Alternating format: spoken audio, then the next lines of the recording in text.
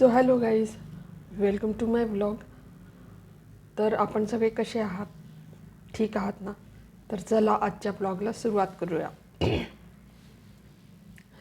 तर आजचा ब्लॉग आहे बिग बॉस मराठीविषयी.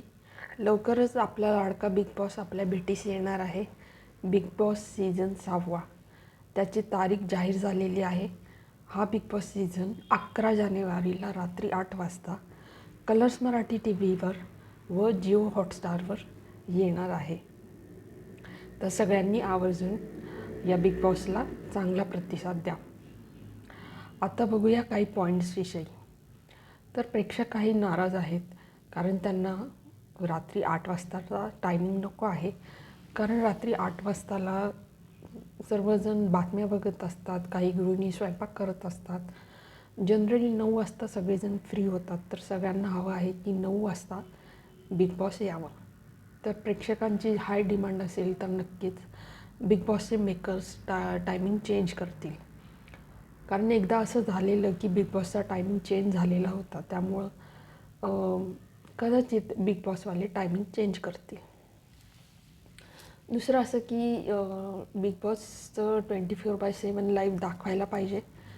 कारण 24/7वर बऱ्याच अशा गोष्टी असतात ज्या आपल्याला कळतात आपल्या लाडक्या सेलिब्रिटीविषयी. ज्या एपिसोडमध्ये दाखवत नाही त्या गोष्टी आपल्याला 24/7मध्ये बघायला मिळतात लाईव्हवर. तर लाईव्ह बघायला खूप मजा वाटते. त्यामुळे लाईव्ह चालू करावं बिग बॉसच्या मेकर्सनी.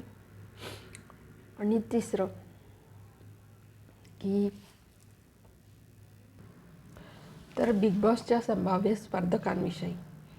तर जय मल्हारची टीममधले जे ॲक्टर्स आहेत जसे की सुरभी हांडे, देवदत्त नागे, ईशा केसकर यांना जरूर बिग बॉसने ऑफर द्यावी आणि ते या शोमध्ये यावेत. तसेच गौतमी पाटील एक आहे जी एक चांगली सदस्य होऊ शकते. तिला पण बिग बॉसने आमंत्रित करावं अशी सगळ्यांची इच्छा आहे. तर बघू यावेळी बिग बॉसमध्ये कोणकोणते स्पर्धक येणार आहेत. तर हे सगळं आपल्याला 11 जानेवारीला रात्री 8 वाजताच कळेल कलर्स मराठीवर. तर आपल्या कॉमेंट जरूर मला कळवा की आपले आवडते स्पर्धक कोण, आपल्याला कोणते स्पर्धक यावे असे वाटत आहे. जरूर कमेंट करा. व्हिडिओला लाईक करा, शेअर करा, सबस्क्राईब करा. भेटूया पुढच्या व्हिडिओमध्ये. तोपर्यंत नमस्कार.